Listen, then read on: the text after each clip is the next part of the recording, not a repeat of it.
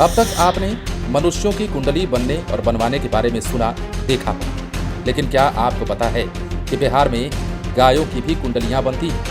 सुनने में ये थोड़ा अजीब जरूर लग रहा है, अनोखा जरूर लग रहा है, लेकिन ये 100% सच है। गया की बोध गया अंतर्गत मटिहानी में गिर गायों की गौशाला है।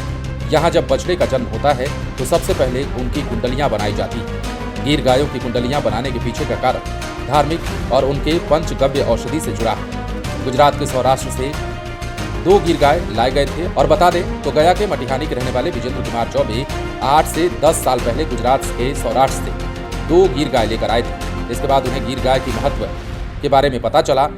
इसके बाद उन्होंने कुछ और गायों को लाने का काम किया। जंगल में पाए जाने वाले भारतीय नस्ल के सबसे प्राचीन गायों में गिने जाने वाले गिर गाय की संख्या विजेंद्र कुमार चौबे के गौशाला में 100 से पार कर गई है। इनके गौशाला में बछड़े मिलाकर कुल 150 गाय हैं। अब विजेंद्र कुमार बताते हैं कि वो गिर गायों की कुंडलियां तैयार करते हैं। उनके यहाँ इन गायों की कुंडलियां हैं, वहीं सबके नाम भी रखे हुए हैं। सभी के नाम देवी देवताओं के नाम पर ही रखा गया है। इनमें राधा, सीता, देवकी, गंगा, भागीरथी, पार्वती समेत अन्य नाम शामिल हैं। गाय की कुंडली बनाने की पहल की वजह से उन्होंने बताया कि गिर गायों की कुंडलियां तैयार करने का पहला उद्देश्य उसके नक्षत्र को जानना होता है।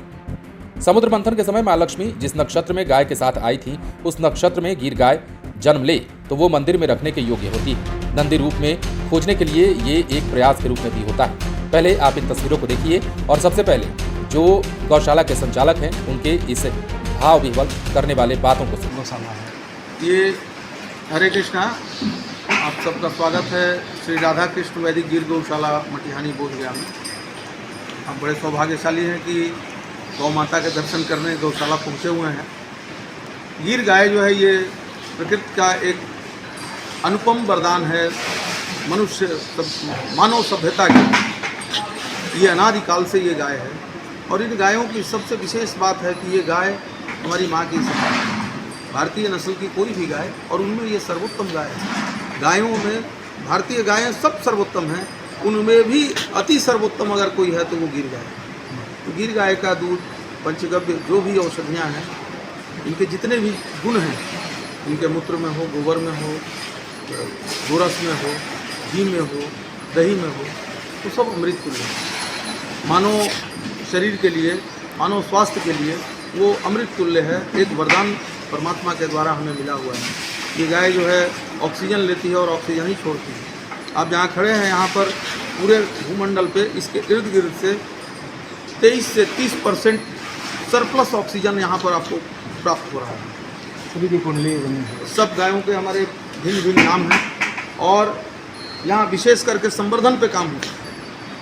और जो भी हमारे गौवंश नए आते हैं, इनकी कुंडलियाँ बनती हैं ताकि उन कुंडलियों के आधार पे हम आगे मनुष्यों के ऊपर, समाज के ऊपर किसी तरीके के औषधीय प्रयोग जब करने हों तो उनके कुंडली, ग्रह, गोच, मूल नक्षत्रों के हिसाब से ही उनके पंचगव्य का इस्तेमाल विशेष रोगों पे किया जाता है। ऐसा शास्त्रों में वर्णित।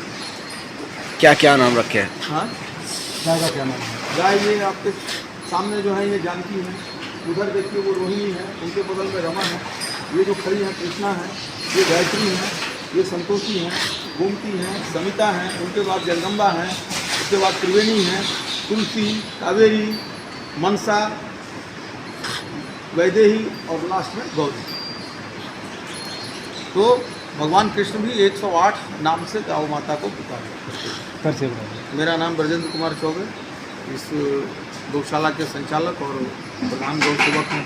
क्या आइडिया कहाँ से आया कि ये आइडिया तो बंधु हमें आया था जब हम इंजीनियरिंग करने के लिए गए थे। तो उड़ुपी एक कृष्णा मठ है, कृष्णा मठ की गौशाला 1991-92 में जब हमने भ्रमण किया था, तभी हमने मन में ठाकुर जी के सामने संकल्प लिया था कि जीवन काल में जरूर एक अपनी वैदिक गौशाला बनाएंगे।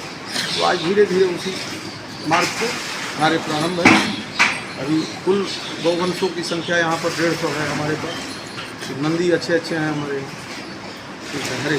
दरअसल नक्षत्र कुंडली के आधार पर औषधि भी बनती है। दूसरा कारण मरीजों को गिर गाय के पंचगव्य के चमत्कार को लेकर है।